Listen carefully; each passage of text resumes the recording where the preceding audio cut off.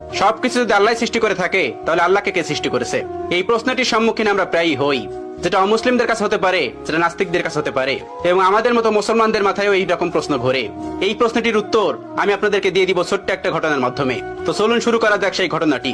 একবার ইরাকে সমস্ত নাস্তিকের একত্রিত হলো এবং সেখানকার সমস্ত আলেমদের ডাকলো এবং বলল, তোমরা যদি আমাদের 4টা প্রশ্নের উত্তর দিতে পারো তাহলে আমরা ইসলাম ধর্ম গ্রহণ করে নেব, আমরা মুসলমান হয়ে যাব, আমরা নাস্তিক থাকবো না। তারপর সকল আলেমরা বলল, ঠিক আছে, তোমাদের প্রশ্ন 4টি করো, আমরা প্রশ্ন উত্তর দেওয়ার চেষ্টা করব। নাস্তিকদের প্রথম প্রশ্ন হলো, আমরা তো এখন সবাই এখানে উপস্থিত আছি, তাহলে আল্লাহ তাআলা কি করছেন? এটিই ছিল তাদের 1 নম্বর প্রশ্ন। তাদের 2 নম্বর প্রশ্ন, আল্লাহ তাআলা গোটা পৃথিবীকে কিভাবে পরিলক্ষিত করে, কিভাবে তিনি গোটা পৃথিবীকে একা পরিচালনা করেন? একা দেখা তো সম্ভব না, তিনি কি করে একা এগুলো পরিচালনা করেন? এটি ছিল তাদের দ্বিতীয় প্রশ্ন। তাদের 3 নম্বর প্রশ্ন, মুসলমানদের নবী হযরত মুহাম্মদ সাল্লাল্লাহু আলাইহি ওয়াসাল্লাম মিরাজে গিয়েছিলেন, পৃথিবীর এই আহ্নিক গতি ভেদ করে আসমানের কোন দরজাতে তিনি আসমানে প্রবেশ করলেন এবং আল্লাহর সঙ্গে দিদার করলেন? এটি ছিল তাদের তৃতীয় প্রশ্ন। এবং তাদের সর্বশেষ প্রশ্ন, আল্লাহ তাআলার আগে কে, আল্লাহ তাআলাকে কে সৃষ্টি করেছেন? এই ছিল তাদের মোট 4টি প্রশ্ন। সেখানে থাকা সকল আলেমরা উত্তর দেওয়ার চেষ্টা করলো, কিন্তু কেউ সৎ উত্তর দিতে পারলো না, কারণ এই প্রশ্নগুলি খুবই কঠিন প্রশ্ন, যার উত্তর দেওয়া তো সহজ না। তারা কেউ পারল না তাদের উত্তর দিতে। ওই সবস্থল থেকে কিছুটা দূরেই ইমামে আজম আবু হানিফা রাহমাতুল্লাহর বাড়ি ছিলেন। আপনারা অনেকেই জানেন, ইমাম আবু হানিফা রাহমাতুল্লাহ কাপড়ের ব্যবসায়ী ছিলেন। তো শহরের পাশেই তার বাড়ি ছিলেন। তার কানেই খবরটি গেল, তিনি জানতে পারলেন সবস্থলে এই ঘটনাটি ঘটছে। তিনি দ্রুত বাড়ি থেকে বের হয়ে সেই সবস্থলে উপস্থিত হলেন। তার বয়স তখন মাত্র 13 বছর। তখন তিনি 30 পারা কোরআনের হাফেজ। তিনি সেখানে উপস্থিত হলেন এবং তিনি পিছন থেকে বললেন, আমি তোমাদের এই 4টি প্রশ্নের উত্তর দিতে চাই। সবাই সেখানে অবাক হয়ে গেল, এই ছোট্ট বাচ্চাটি এই কঠিন কঠিন প্রশ্নের উত্তর দেবে? অবাক হয়ে তাকে ডেকে নিল এবং বলল, তুমি আসো। তিনি বললেন, আমি তোমাদের এই সকল প্রশ্নের উত্তর দিব। সবাই রাজি হলেন। তিনি বললেন, প্রশ্ন কে করবে? একজন দেখিয়ে দিলেন, ওই যে মঞ্চে যে বসে আছেন উনি প্রশ্ন করবে। চেয়ারে বসে থাকা ওই লোকটিকে আবু হানিফা রাহমাতুল্লাহ বললেন, তুমি যখন আমাকে প্রশ্ন করবে তখন তুমি আমার ছাত্র, আমি তোমার শিক্ষক, তাহলে আগে তুমি আমাকে ওই চেয়ারে বসতে দাও, আর তুমি নিচে দাঁড়িয়ে আমাকে প্রশ্ন করবে।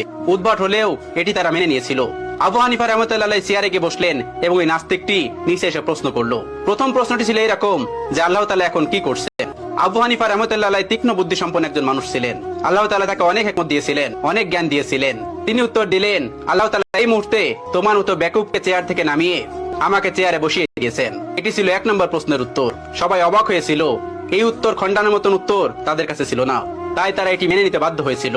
এবার তিনি বলেছিলেন, এবার তোমার দ্বিতীয় প্রশ্নটি করো। দ্বিতীয় প্রশ্নটি করলো, আল্লাহ তাআলা একা এই পুরো পৃথিবীকে কিভাবে পরিচালনা করে? একা তিনি পুরো পৃথিবীকে কিভাবে দেখেন? তিনি তাদেরকে 4 কোণাওয়ালা একটা ঘরে নিয়ে গেলেন এবং সেই ঘরে একটা বাতি জ্বালালেন, একটা মোমবাতি। এবার তিনি বললেন, এবার বলো, এই আলোর মুখ কোন দিকে, এই আলোর চোখ কোন দিকে? তারা কোনো উত্তর দিতে পারলো না। তারা বলল, এই আলো তো ছড়িয়ে পড়েছে। তিনি তাদেরকে বললেন, আল্লাহ তাআলা নূরের তাজাল্লির মাধ্যমে গোটা পৃথিবীতে এভাবে ছড়িয়ে রেখেছেন এবং তিনি সবকিছু দেখতে পান এই নূরের মাধ্যমে। এই প্রশ্নের উত্তর নাস্তিকদের কাছে ছিল না, তারাও এটি মেনে নিয়েছিল। তৃতীয় প্রশ্ন করা হলো, হযরত মুহাম্মদ সাল্লাল্লাহু আলাইহি ওয়াসাল্লাম পৃথিবীর আহ্নিক গতি ভেদ করে আসমানের কোন দরজা দিয়ে আল্লাহর সঙ্গে মেরাজ করতে গেছিল? তখন আবু হানিফা রাহমাতুল্লাহ হাতে একটা ডিম নিলেন এবং বললেন, এই ডিমটি থেকে 22 থেকে 23 দিন পরে বাচ্চা ফুটে বের হবে। এবার তোমরা বলো, এই ডিমটি বাচ্চা কোন দিক থেকে বের হবে? তারা বললেন, এটি ঠোঁট দিয়ে ডিম ভেঙে বের হবে। তিনি বললেন, কোন দিক দিয়ে বের হবে? তারা বললেন, এটা আমাদের জানা নেই। এবার ইমাম আবু হানিফা রাহমাতুল্লাহ বললেন, আল্লাহ তাআলা তার বান্দাকে আসমানে নিবেন, কোন দরজা দিয়ে নিবেন এটি আল্লাহ তাআলা ভালো জানেন। এটা আল্লাহ তাআলার কাজ, তোমার আমার কাজ না। আসমান তার, আসমানের যে কোনো জায়গা দিয়ে তার নবীকে আসমানে নিতে পারেন। চতুর্থ প্রশ্ন, যেটি সব থেকে গুরুত্বপূর্ণ, আল্লাহ তাআলাকে কে সৃষ্টি করেছেন? আল্লাহ তাআলার আগে কে? ইমাম আবু হানিফা রাহমাতুল্লাহ বললেন, তোমাদের মধ্যে কি এমন কেউ আছেন যিনি অনেক ভালো অঙ্ক করতে পারে? তখন একজন বললেন, হ্যাঁ আমি পারি। তখন তাকে বলল, তুমি 1 থেকে গুনতে শুরু করো। তখন সে গোনা শুরু করলো। 1 2 3 4 5 6 7 8 9 10 পর্যন্ত গোনার পর আবু হানিফা রাহমাতুল্লাহ তাকে থামিয়ে দিলেন এবং তাকে বললেন, এবার তুমি উল্টো দিক দিয়ে গোনা শুরু করো। তিনি গোনা শুরু করলো, 9 8 7 6 5 4 3 2 1। এরপরে এসে সে আর গুনতে পারলো না। এবার ইমাম আবু হানিফা রাহমাতুল্লাহ তাকে বললেন, তুমি থামলে কেন? আমি তো তোমাকে থামতে বলিনি। তিনি বললেন, এর আগে কিছুই নেই। এবার আবু হানিফা রাহমাতুল্লাহ বললেন, আল্লাহর আগেও কিছু নেই। সামান্য একটা সংখ্যা দিয়ে যদি তার আগে কি আছে তুমি বুঝতে না পারো, তাহলে তুমি সেই মহান সত্তাকে কিভাবে বুঝতে পারবে যে তার আগে কেউ নেই? তোমার মাথায় এই জ্ঞান আল্লাহ তাআলা দেননি। এজন্য তুমি প্রশ্ন করো, আল্লাহ তাআলার আগে কে? আল্লাহ তাআলার আগে কেউ নন।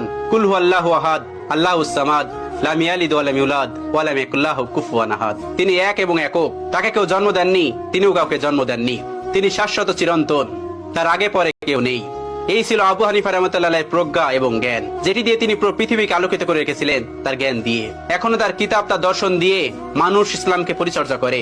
আল্লাহ তাআলা আমাদের সকলকে ইসলামের পথে থাকার তৌফিক দান করুন, ইসলামের পথে চলার তৌফিক দান করুন, ইসলামের বিধানগুলো মানার তৌফিক দান করুন।